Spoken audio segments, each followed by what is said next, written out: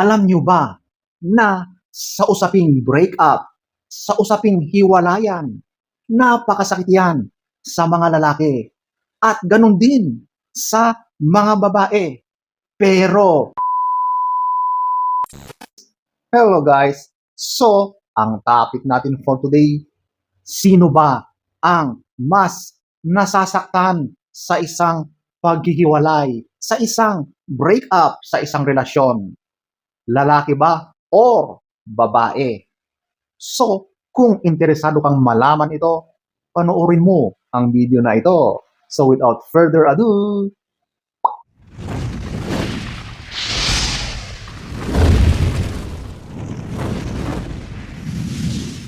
so eto, ating aalamin ang mga pagkakaiba ng lalaki at babae pagdating sa mga sitwasyong hiwalayan or breakup.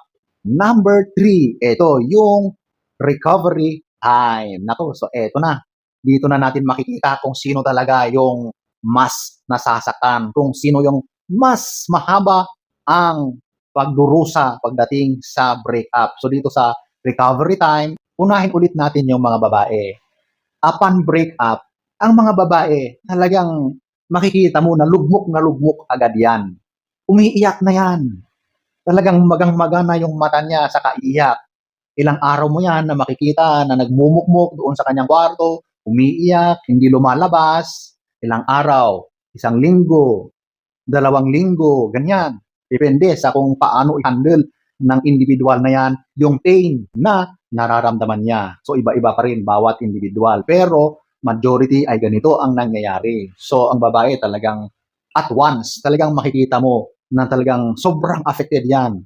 Talagang naghihinagpis yan. Dumadaan yan sa proseso agad-agad. Dahil mas nauna siyang nagpakita ng mga ganyang paghihinagpis. So hindi naman forever na yan ay umiiyak eh. Siyempre nagre-recover na yan. So darating at darating din yung araw na yan ay magsusubside, di ba? So ayan na, sabihin natin, isang buwan, after 1 month, ayun, medyo nakaka-recover na yung babae. Hindi ko sinabing exactly 1 month yung iba, matagal pa yan, depende yan sa babae. So sabihin natin na ganon. So after nung time na yon, so nakaka-recover na agad yung babae, di ba? Bumabalik na ulit yung kanyang ngiti, nagiging masaya na ulit siya. O, di ba? So ganun ang pag-recover ng isang babae. So dito naman tayo sa lalaki. Ang mga lalaki naman, after breakup or hiwalay, hindi mo pa nakikitang umiiyak yan or naghihinagpis, wala pa yan. Mga ilang araw pa yan, parang relax pa yan eh. Naiisip na niya pero hindi pa niya masyadong nararamdaman. Mga ilang araw, minsan linggo, bago mo makita na nag-sink in na yung nangyaring breakup. Bakit mas matagal?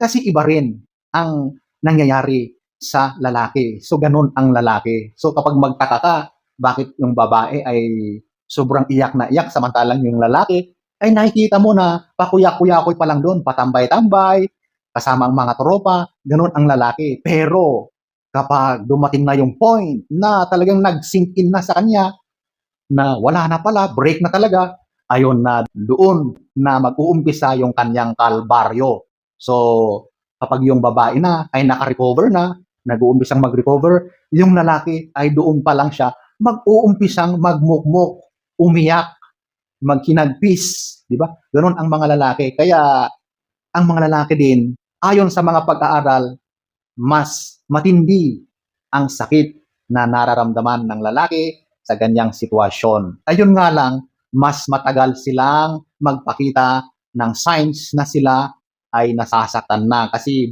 matagal yung pag-sink in or yung bago nila maramdaman na wala na pala yung relasyon, wasak na, wala na, hindi na pala siya babalik. Ayan. So ayon sa recovery ng mga lalaki, mas matagal ito. Abutin siguro ng ilang buwan bago yan ay maka-recover. Kaya nga, di ba? Kadalasan ang mga lalaki after a breakup, hindi ko nila lahat pero marami, karamihan pa rin ay ganito. Huwag na natin isali yung mga manloloko, mga babaero. Ito ay para sa mga totoong nagmahal na lalaki. O, di ba? Yung nangyayari sa lalaki along the way is napakarami. Di ba? Maaring yan ay sobrang, yung health niya, makikita mo na talagang pumayat na pumayat yan, o talagang nagpabaya na yan sa sarili, uminom yan ng alak ng walang humpay na nagiinom, o di ba? Mababalitaan mo na ganito na yung tao na ito dahil ayan, yung proseso ng recovery niya ay napakahaba at matagal. Kadalasan, ganon ang mga lalaki. At tulad ng sinabi ko, doon sa pag-aaral, mas matindi daw ang sakit na nararamdaman ng lalaki sa mga ganyang break-up. Dumating din tayo sa punto na dumaan tayo sa punto na ganyan, pero hindi ko, siguro iba-iba ang coping mechanisms ng tao. So, ayan po, ang number 3. Number 2, ito yung coping mechanisms or ito yung kung paano mo dinadala or dadalhin yung sitwasyon na kinalalagyan mo. Yan yung coping. Kung paano mo dalhin or paano mo i-handle yung sitwasyon na kinalalagyan mo ngayon. Sa mga babae, similar din ito sa number 1, okay? Ang mga babae talagang nakikipag-socialize sila. Lumalabas sila para ma-meet nila ang ibang tao. Yung mga literal na yung malalapit sa kanya, friends, BFFs na mga babae rin, mga kaibigan, mga kapatid, family, close members ng family, ganun ang ginagawa ng babae para medyo ma-distract yung atensyon niya, ma-distract yung iniisip niya, yung nararamdaman niya sa sitwasyon na kinalalagyan niya, yun ang kanyang ginagawa, yung coping mechanisms na kanyang ginagawa. So, nakikihalubilo siya, ganun ang babae. It's either socialize, seek professional help, or nagkakaroon ng self-reflection, mga ganyan. So yung mga babae, parang mas malawak yung mga kanyang ginagawa. Ganyan ang mga babae. Ito na naman ulit tayo sa lalaki. Ang gagawin ng lalaki kapag nasaktan siya or nakipaghiwalay, nakipag-break up siya, ito na ang lalaki. Kapag yan ay may trabaho, mag-concentrate siya. Talagang tutok siya sa kanyang trabaho. Ganyan. It's either mag-concentrate siya doon sa kanyang trabaho or lumiban muna siya sa kanyang trabaho para lang maka-cope up doon sa kanyang mga nararamdaman din. Pero bihira siyang mag-socialize. Bihira yan. Ang gagawin niyan ay mag-isa lang yan. Magmumukmuk lang yan. Magkukulong yan sa kwarto niya. Ganon. Or maaring kapag yan ay mahilig sa inuman, ayan, mag-iinom yan. Maglalasing yan. Yan ang isang way ng lalaki para ma-escape yung reality na kinalalagyan niya. At ganyan kadalasan ang ginagawa ng lalaki to cope up doon sa nararamdaman niyang sakit. So madalas yan ang ginagawa ng lalaki. Hindi ko nilalahat ito pero madalas ito yung nangyayari. Kung nakikita niyo magkaiba ulit sa babae at sa lalaki, di ba? So ayan po, ang number 2 at number 1, ito yung emotional expression. O, di ba? So, dito, ang mga babae ay mas nailalabas nila yung kanilang sakit na nararamdaman.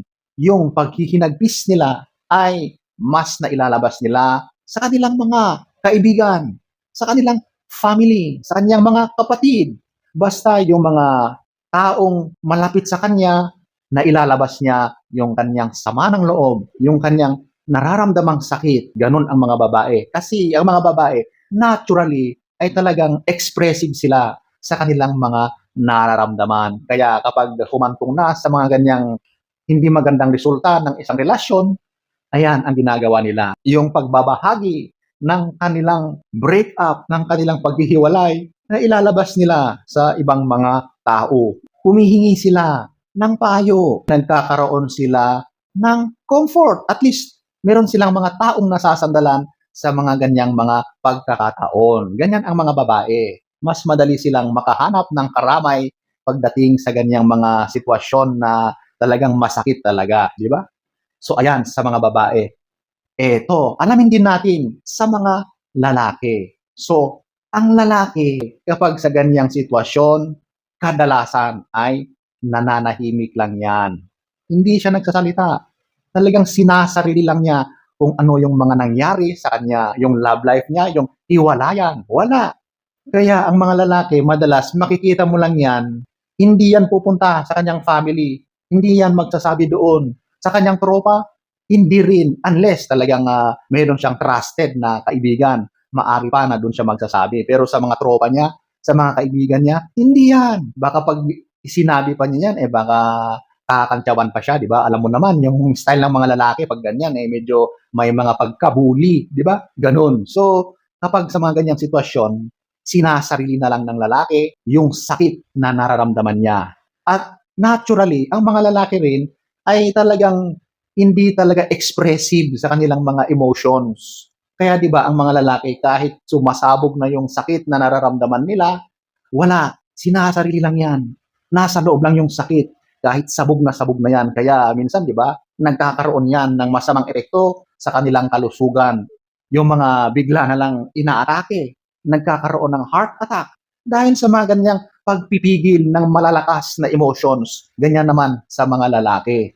So pagdating sa emotional expression, sobrang magkaiba. Makikita mo na agad yung difference. So ayan po, ang number one. So, ayan po ang pagkakaiba ng lalaki at babae sa usaping hiwalayan. Kung napansin nyo, sobrang magkaiba, di ba?